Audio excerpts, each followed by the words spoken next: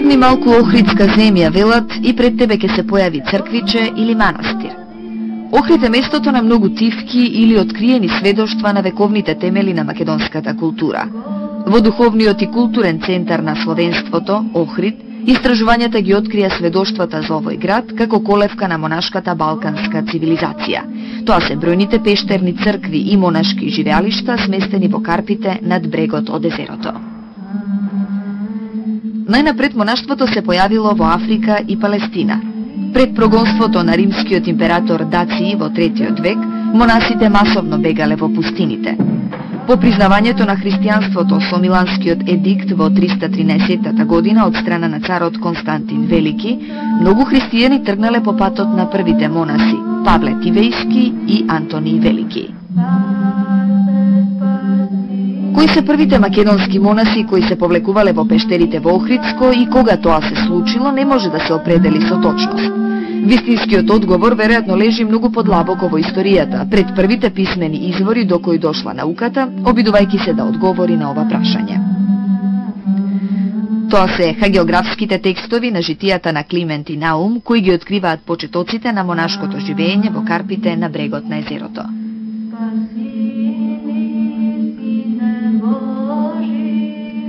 Во житието на Свети Климент стои дека тој последните години од својот живот ги поминал осаменички во манастирот Свети Пантелеймон. По неговиот пример, Наум на јужниот дел од Охридското езеро ја подигнал црквата посветена на светите архангели Михаил и Гаврил, каде подготвил голем број монаси кои ќе ги исполнат пештерите на бреговите на Охридското и Преспанското езеро. Местата кои ги населиле овие монаси на подоцнежните следбеници ќе им послужат како свети места на кои и тие ќе оформат пештерски цркви и монашки келии. Најголемиот број пештерски цркви кои постојат и денеска сепак потекнуваат од 13-тиот и 14-тиот век, кога се распространува новиот христијански мистицизам, исихазмот. За да се осамат во покаяние и непрестана молитва, монасите оделе во тешко пристапните пештери околу Охридското езеро и со макотрпна обработка ги претворале карпите во цркви и монашки живеалишта.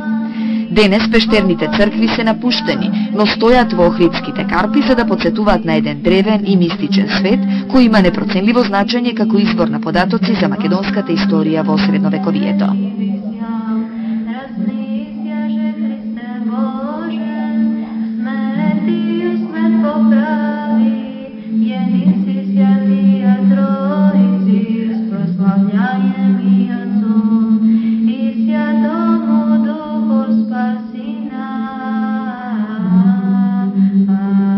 Во еден од најубавите предели на западниот брег на Охридското езеро, на селото Радожда, во природните пештери високо во карпите се наоѓа пештерната црква посветена на војсководителот на небесните сили, архистратигот Михаил.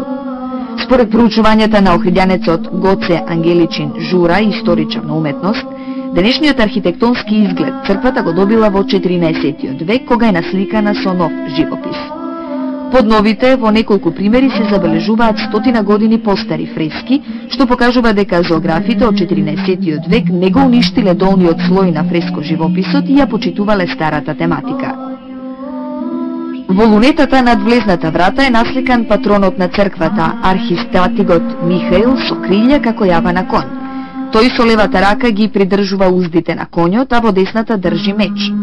Архангел Михаил е војводата на ангелската војска. По преданието, кога сатаната Луцифер му го свртел грбот на Бога и повлекол по себе дел од ангелите, Михаил ги спречил останатите ангели да тргнат по него.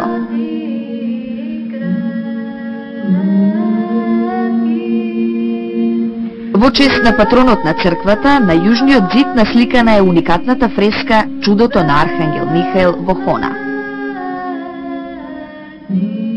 На овој пример јасно се гледа дека зоографите од охридските работилници на 14-тиот век фреските ги сликале врз живописот насликан еден век порано.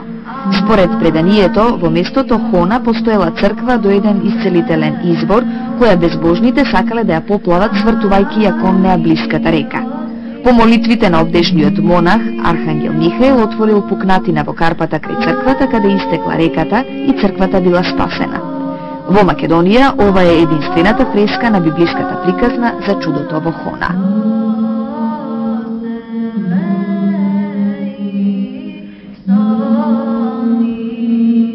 Во оваа црквичка се собирале монасите од околните пештерни монашки келии за да се помолат заедно пред христијанските светители прикажани на бројните фрески. Низ вековите и верниците континуирано ја посетувале црквата и се грижеле за неа.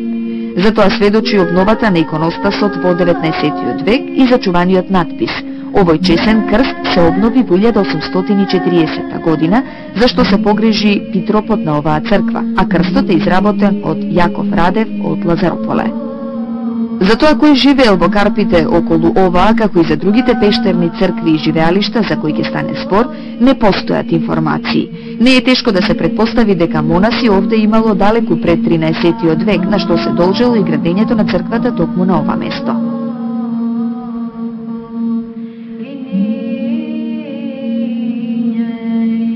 Како што се развивал монашкиот живот крај бреговите на Охридското езеро, така до старите монашки келии никнувале нови, се граделе пештерните цркви, а монашките братства се зголемувале. Во нив се зацврстувала традицијата за препишување на црковнословенските книги и се ширела просветата и културата. Барајки погодни и оддалечени места од населените, монасите не можеле да не ги забележат високите карпи и пештерите во близина на селото Калишта, Струшко. Со адаптирањето на пештерите во келии и пештерна црква, тие постепено го оформиле јадрото на идниот манастир, посветен на рождеството Богородично, кој ќе стане еден од најпознатите манастири на брегот на Охридското езеро.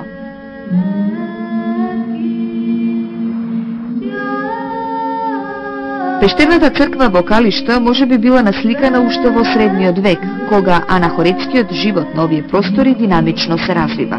Тоа може да се заклучи од еден фрагмент под представата на Свети Климент Охридски, но според проучувањата на Гоце Жура, најверојатно долниот слој на фреската бил значително оштетен 100 години подоцна и поради тоа храмот е целосно пресликан.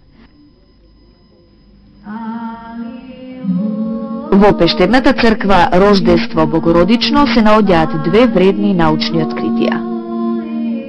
Живописот во овој пештерен храм потекнува од 16-тото столетие, макар што ние имаме индиции со истражувачки работи дека одозду има стар живопис од 13-тиот и 14-тиот век, кога што на овие простори на бреговите на Охридското езеро е развиен многу начинот на живење, на анахоретски начин на живење. Карактеристично за ова сликарство, на овој фреско живопис, во ова пештерна црква се насликаните Свети Пантелеймон. Пантелеймон тој е светиот врач и доктор, на кого и Свети Климент Охридски го посветува црквата во Охрид, во Имарет, а исто така до него е насликан неговиот учител, свештеник Ермолај, кои заедно ќе бидат погубени во 284 година на 27 јули. Ова представа, ова композиција, каде што се насликани Ермолај свештеникот и Пантелеймон светиот врач, е единствена ваква композиција во македонската средновековна уметност. Второто откритие е оваа фреска на која досега во науката се сметаше дека се представени Кирил и Методија. По проучувањата на сигнатурите, Гоце Жура открива дека тука се представени Кирил филозоф и Свети Климент Охридски, учителот и ученикот. Иконографски, оваа композиција на Свети Кирил и Свети Климент Охридски, како чинодејствуваат свртени еден кон друг, е единствен приказ во византиското сликарство воопшто. За Свети Климент Охридски на источната страна од лакот е насликан Свети Спиридон, во досегашната литература погрешно интерпретиран како Свети Сава Српски.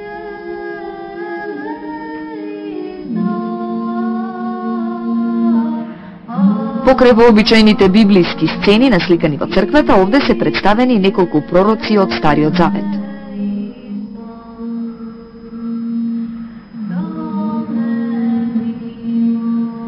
Под пештерната црква во студените Карпи зачувани се 3 монашки келии, импресивен доказ за животот на монасите во Охридско. Не постоел пристап од келиите каде живееле монасите до црквата над нив. Најверојатно тие дотаму се качувале со јажиња. Денеска пред пештерната црква скриена во Карпите над езерото се наоѓа манастирот Света Богородица и конаците на резиденцијата на архиепископот.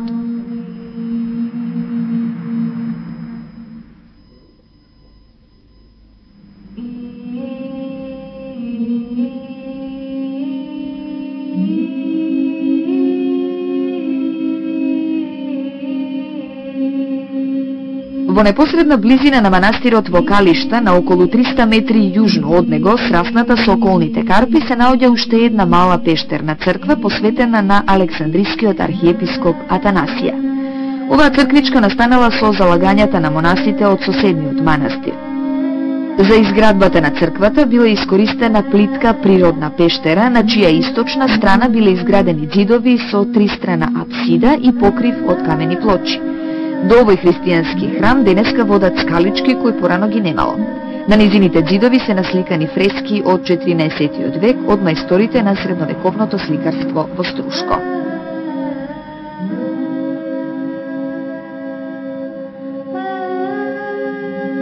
Излегувајќи од Струга на патот кон Охрид, непосредно до северното крајбрежје на Охридското езеро, наидовме на црквата Свети Еразмо и на уште еден пештерен храм кој тука постоел со векови пред изградбата на новата црква.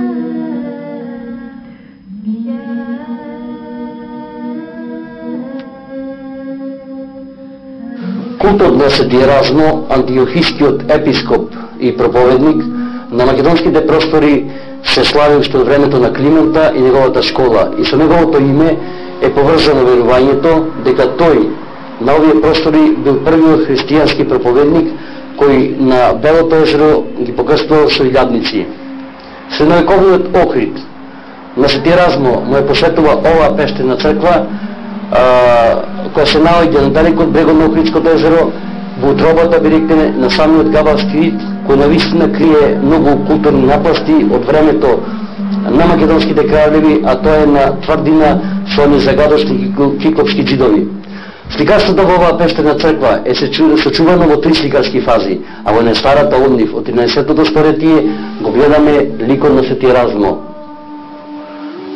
По 16-тиот век насликан е повторно Свети Еразмо, ова е тој лик, а исто така карактеристично за оваа пештерна црква е тоа што оде за прв пат, за разлика од другите пештерни цркви, е насликан ликот на еден византијски император, кој во науката од познатите научни дејци различно го детерминираат, и некои зборуваат дека тоа е солунскиот цар Теодор, некој пак Андроник II Палеолог или пак Михајло VIII Палеолог. Ние сепак по систематски проучувања сметаме дека да се работи за византискиот цар Андроник II Палеолог. За оваа црквичка се грижи тетка Лепа Димитриевска Танасовска од Охрид, која целиот свој живот го посветила на грижата за манастирските цркви. Секој ден идам да изаплем кандила, да се грижам за црква, за здравје. Сите во овој дел на Охридско го знаат преданието за патронот на црквата. Свети Еразмо, раскажуваше тетка Лепа, уште во 3 век дошол во Охрид и крстил 20.000 луѓе. Старите веруваат дека секому кој со вера ќе се повика на името на Свети Еразмо, ќе му бидат простени гревовите. Меѓу овдешните луѓе се уште се зборува дека и денеска понекогаш се слуша гласот на светецот кој во својот живот низ молитвите правел многу чуда.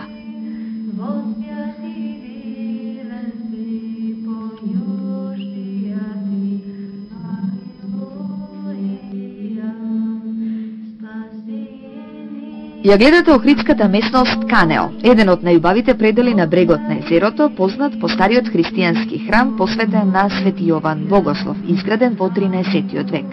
Во карпестите падини на јужната страна од манастирот скриена е малку познатата пештерна црква Воведение на Света Богородица. Ова е мал пештерски храм, од сите страни засолнет со високите карпи. Единствениот тесен приод до него е од страната на езерото, меѓу две карпи. Непристапноста на оваа црква може би била погодна за монасите кои барале осамени и изолирани места, но создаде потешкоти и за нашата камера.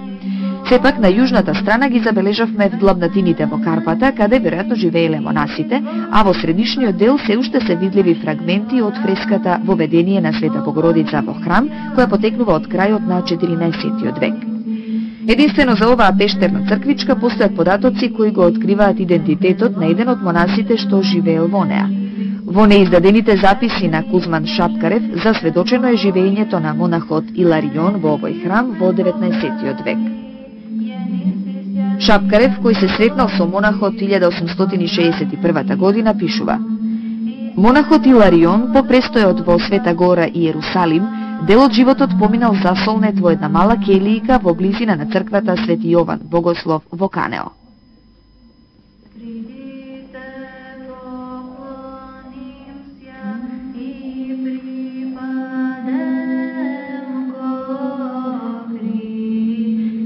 Кој живеел во монашките келии во Карпите над локалитетот Панцир и каде биле тие не е познато. Дека ги имало сведочи зачуваната пештерна црквичка посветена на првиот христијански маченик архидјаконот Стефан.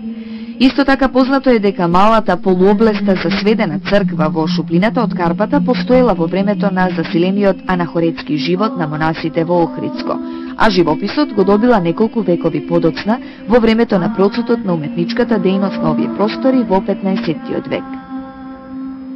Црквата била насликана со фрески благодарение на помошта на широкиот круг ктитори од Охрид и околните села. Во нишата на ѓаконикот на оваа црква се уште постои надпис испишан со црковнословенско писмо во кој се наведува дека дарителите биле граѓаните на Велики Варош или Охрид и луѓето од соседните села. Во нишата на проскомидијата е насликан Свети Стефан. По изработката на фреските се заклучува дека тие настанале по примерот на лешанскиот живописен стил, односно по 1452 година, кога веќе има промени во начинот на работата на охридските зографии. Покрај монашкиот пештерен храм Свети Стефан, во подоцнежниот период се изградени иконаци.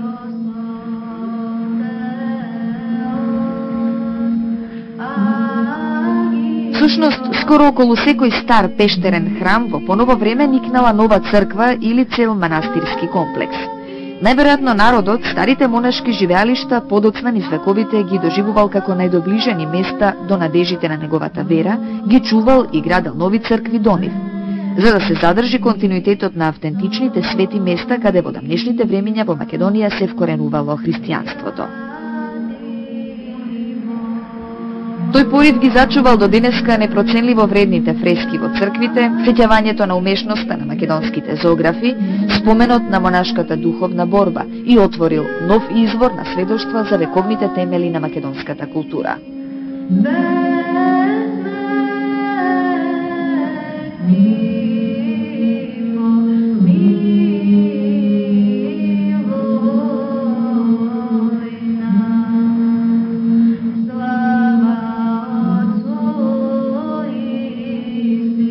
Шесте пештерни цркви на оваа мисија се само дел од мноштвото пештерни споменици на монашко-црковната традиција во Македонија.